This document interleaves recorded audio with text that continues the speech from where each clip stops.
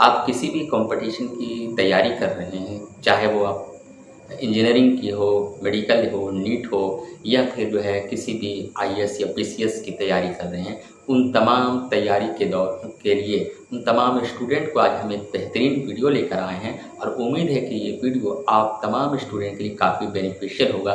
तो आप जो है इस वीडियो को लास्ट तक ज़रूर देखें, क्योंकि मैं जो है वीडियो बनाता हूँ उन तमाम स्टूडेंट के लिए जो किसी भी बड़े एग्ज़ाम की तैयारी कर रहे हैं और कहीं न कहीं उनमें सफलताएँ के लिए ज़रूरी जो बातें होती है उसको मैं ज़रूर अपने वीडियो के माध्यम से बताने की कोशिश करता हूँ अपने शानदार जो है एकेडमिक एक्सपीरियंस के बेस पर। तो आज हम बात कर रहे हैं कि एग्ज़ामिनेशन हॉल में जब हम तैयारी अच्छे से करने के बावजूद कभी-कभी ऐसा होता है कि हमारा क्वेश्चन छूट जाता है। जी हाँ, तो इसकी तो दो वजह है, दो रीज़न है। पहली रीज़न ये है कि तैयारी एग्ज़ामिनेशन से पहले आपकी तैयारी में कमी हो जाती है और दूसरा चीज़ है एग्ज़ामिनेशन हॉल में आप कैसे क्वेश्चन सॉल्व करते हैं, इस पर भी डिपेंड होता है। तो आज इसी बात पर हम इम्पोर्टेंट ये टॉपिक लेकर आए हैं।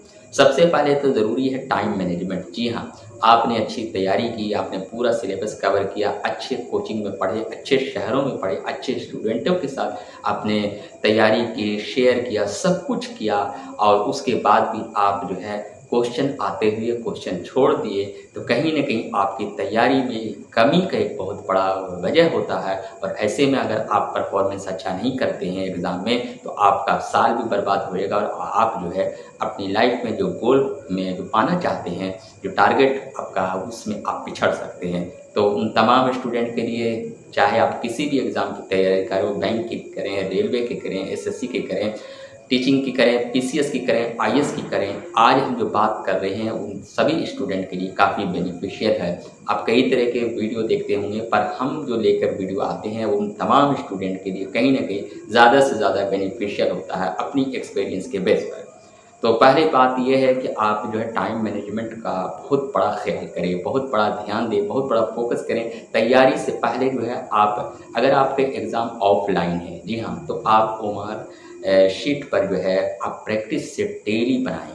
जी हाँ, कम से कम 3 महीना पहले से आप बनाने की कोशिश करें। भले ही आपका सिलेबस पूरा कवर नहीं हुआ या फिर कोई एक सब्जेक्ट पूरा आपकी तैयारी आप नहीं सही से किए हैं या फिर किसी सब्जेक्ट में कमज़ोर हैं और आप जब ओआर शीट पर आप जब प्रैक्टिस बना रहे हैं, तो आप ज़्यादा से ज़्यादा क्वेश्चन गलती कर रहे हैं, तो उससे भी आप जो है ये मत सोचें कि हम प्रैक्टिस नहीं करें। जी हाँ, कुछ स्टूडेंट ऐसे होते हैं, ये सोचते हैं कि हम जब सब सिलेबस को अच्छे से कवर कर लेंगे, रिवीजन कर लेंगे, अच्छे से नोट्स बना लेंगे, सारे नोट्स को दोहरा लेंगे, तब हम जो है प्रैक्टिस सेट बनाएंगे। और तब तक टाइम निकल जाता है, तब तक 40 दिन रहता है, 30 दिन रहता है और आपका सही प्रैक्टिस नहीं होने की वजह से एग्जामिनेशन हॉल में आप टाइम मैनेजमेंट के फेलियर होने की वजह से क्वेश्चन आते हुए भी आप जो है या तो क्वेश्चन आपके छूट जाते हैं या फिर क्वेश्चन गलत हो जाते हैं और स्कोर जो है लो हो जाता है, कम हो जाता है और आप असफल हो जाते हैं, सक्सेस नहीं करते हैं। तो मैं तमाम स्टूडेंट के लिए ज़रूर कहेंगे कि आप जितनी भी तैयारी कर रहे हैं, आप रिवीजन कीजिए, कोचिंग जाइए,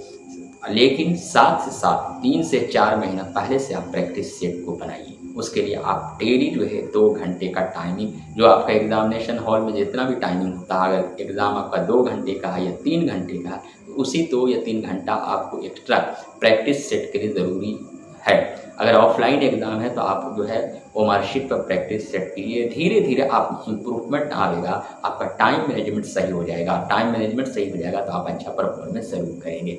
दूसरी चीज़ है कि आप कहाँ पर गलती कर रहे हैं, किस जगह पर गलती कर रहे हैं, कौन सब्जेक्ट आपका कमज़ोर है। फिजिक्स में आप ज़्यादा गलती कर रहे हैं, रीजनिंग में कर रहे हैं, इंग्लिश में कर रहे हैं, बायो में कर रहे हैं, जिस चीज़ में गलती ज़्यादा कर रहे हैं उसका एनालिसिस कीजिए। एनालिसिस करने के लिए कुछ स्टूडेंट होते हैं जो डेली प्रैक्टिस सेट बनाने के बाद एनालिसिस करते हैं। कुछ स्टूडेंट ऐसे होते हैं जिनके पास टाइम नहीं रहता, क्योंकि वो रिवीजन भी उन्हें करना है, कोचिंग में जो बचे हुए सिलेबस है उसको भी पूरा करना है, साथ ही जो है ज़्यादा से ज़्यादा जो है आप को पढ़ना भी है। तो ऐसे में कुछ स्टूडेंट जो है एनालिसिस जो है डेली नहीं कर पाते हैं। तो ये आप पर डिपेंड है, आप 2 दिन पर जो है अगर आप प्रैक्टिस सेट बनाए हैं तो डेली आप एनालिसिस कीजिए, आधा घंटा देखिए कि कहाँ पर गलती है, या फिर हफ्ते में 1 दिन एनालिसिस के लिए टाइमिंग 2 घंटे के बनाइए कि आपने 5 दिन तक जो प्रैक्टिस सेट बनाए उसमें कहाँ कहाँ गलती की है, डीपली जो है 2 घंटे एनालिसिस हफ्ते में कीजिए, या फिर आप डेली बनाने के बाद आधा घंटा उसके लिए भी लगाइए, ये आप पर डिपेंड है। तो इससे यह होगा कि आपको जहाँ पर भी कमियां महसूस होगी, जहाँ पर गलतियाँ महसूस होगी, उसमें आप जो है सुधार कीजिएगा, इम्प्रूवमेंट कीजिएगा। जहाँ पर आप बार बार उस यूनिट में, उस सब्जेक्ट में आप गलतियाँ कर रहे हैं, तो आप अपने टीचरों से, आप कोचिंग के टीचर से, आप कॉलेज के प्रोफेसर से आप जो है कंसेप्ट को समझने की कोशिश कीजिए, उस क्वेश्चन को बनाने की कोशिश भी साथ ही साथ कर सकते हैं। दूसरी चीज़ है कि आप 3 से 4 महीने तक प्रैक्टिस सेट कर बना लीजिएगा, तो यकीन मानिए कि उन स्टूडेंट से आप बेहतर होइएगा जिनका रिवीजन अच्छा है, जो कि मेहनत भी अच्छे से किए हैं, सिलेबस भी कवर किए हैं, पर प्रैक्टिस सेट बनाने में कमी कर दी है। मात्र 30 से 35 दिन, 25 दिन वो किया है। आपको कम से कम 4 महीने तक रेगुलर जो है मॉक टेस्ट देना है, आपको ज़्यादा से ज़्यादा प्रैक्टिस सेट बनाना है। इससे आपका टाइम मैनेजमेंट सुधर जाएगा और यकीन मानिए कि आपका परफॉर्मेंस बेहतरीन होगा। दूसरी चीज़ है एग्जामिनेशन हॉल में आप कैसा क्वेश्चन सॉल्व करते हैं, किस तरीके से करते हैं, ये भी बहुत बड़ा डिपेंड होता है। ख़ासकर उन तमाम स्टूडेंट के लिए मैं ज़रूर बताने की कोशिश करूँगा कि सबसे पहले जैसे अलग अलग यूनिट क्वेश्चन आते हैं। अगर मान लिया आप नीट की तैयारी कर रहे हैं तो बायो, फिजिक्स, केमिस्ट्री, तो इन तीनों में हर स्टूडेंट का 2 ये यूनिट बहुत ज़्यादा स्ट्रॉन्ग होता है, कुछ यूनिट में थोड़ा बहुत कमज़ोर रहता है या फिर उतना नहीं होता। आप कोशिश करें कि जो भी आपका जो सब्जेक्ट है, जिस सब्जेक्ट का कमांड है, सबसे पहले उसी को बनाने की कोशिश करें। अगर नीट में पहले अगर आपका बायोलॉजी सबसे स्ट्रॉन्ग है तो बायोलॉजी का क्वेश्चन सॉल्व कीजिए। अगर आप फिजिक्स सबसे ज़्यादा आपका स्ट्रॉन्ग है तो फिजिक्स बनाइए। अगर आप केमिस्ट्री में स्ट्रॉन्ग है तो उसको पहले बनाइए।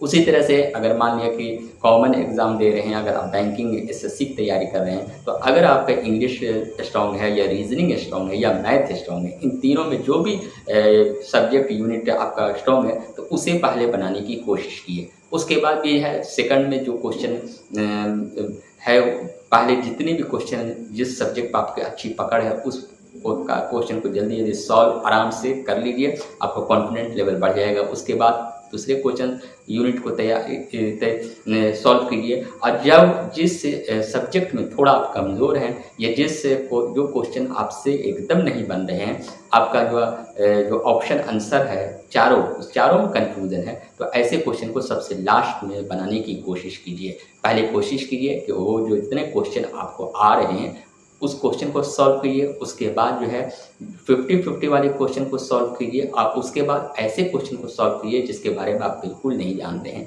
और वो लास्ट में। तो इससे होगा कि जैसे ही आप जो क्वेश्चन आपको आता है और बनाते हैं तो आपका कॉन्फिडेंस भी बढ़ेगा और आप जो है टाइम मैनेजमेंट के हिसाब से भी आप आगे बढ़ते जाइएगा। तो अगर मान लिया कि आपका जो भी सब्जेक्ट मजबूत है, फिजिक्स हो, बायो हो, केमिस्ट्री हो, मैथ हो, रीजनिंग हो, इंग्लिश हो या फिर कोई भी सब्जेक्ट हो, जिस सब्जेक्ट पर कमांड है पहले उससे बनाने की कोशिश कीजिए। उसके बाद जो है ऐसे क्वेश्चन को सॉल्व कीजिए जो आपको 50-50 आंसर लग रहे हैं, और उसके बाद जो है ऐसे क्वेश्चन को बनाइए। कुछ क्वेश्चन का जो डिफ़िकल्टी लेवल है वो ज़्यादा हाई रहता है, ऐसे क्वेश्चन 8 से 10 तो रहते हैं ऐसे, तो वो लास्ट में बनाने की कोशिश की। दूसरी चीज़ है कि अगर कुछ ऐसे मतलब ऐसे भी क्वेश्चन सेट होते हैं जो सारे यूनिट को मिला देते हैं, यानी कि एक क्वेश्चन मैथ के होते हैं, एक रीजनिंग के होते हैं, एक इंग्लिश के होते हैं या फिर किसी और। ये मैं ज़्यादातर जनरल जो तैयारी करते हैं बैंकिंग, एसएससी, रेलवे, तो उसमें कभी कभी कुछ एग्ज़ाम में ऐसे होते हैं, तो उसमें भी आपका जो सब्जेक्ट मजबूत है, अगर मान लीजिए रीजनिंग है तो पहले रीजनिंग को बनाने की कोशिश कर लीजिए, और उसके बाद जो है मैथ है तो मैथ बनाइए, इंग्लिश है तो इंग्लिश बनाइए। कहने का मतलब कि जहाँ पर जो सब्जेक्ट आपका स्ट्रॉन्ग है, जो आपको क्वेश्चन सबसे ज़्यादा आ रहे हैं, जिसके कंसेप्ट अच्छे हैं, सबसे पहले उसे बनाने की कोशिश कीजिए। आपको कॉन्फिडेंस लेवल भी हाई होगा और धीरे धीरे जो है आप लास्ट में वैसे क्वेश्चन को बनाइए जिसके बारे में आपको बहुत कम नॉलेज है। तो इस तरह से सॉल्व कीजिएगा तो आपका क्वेश्चन जो है ज़्यादा से ज़्यादा अच्छा स्कोर भी आएगा, आप एक्यूरेंसी भी रहेगी और टाइम मैनेजमेंट का भी जो है वो जो प्रॉब्लम होता है वो दूर हो जाएगा। ये तो दोनों चीज़ से होगा, पहले प्रैक्टिस सेट आप बना लीजिएगा तो टाइम मैनेजमेंट ऐसे भी सुधर जाएगा, और वहाँ भी जो है जो क्वेश्चन आपको आते हैं उसको पहले सॉल्व करने की कोशिश कीजिए। उम्मीद है कि ये वीडियो आपको बहुत अच्छा लगा होगा। अगर हमारा वीडियो इंटरेस्टेड है, अच्छा लगा तो आप हमारे चैनल कमाल नॉलेज टैक्स को सब्सक्राइब कर लीजिए और हमारे वीडियो को लाइक ज़रूर कीजिएगा। शुक्रिया।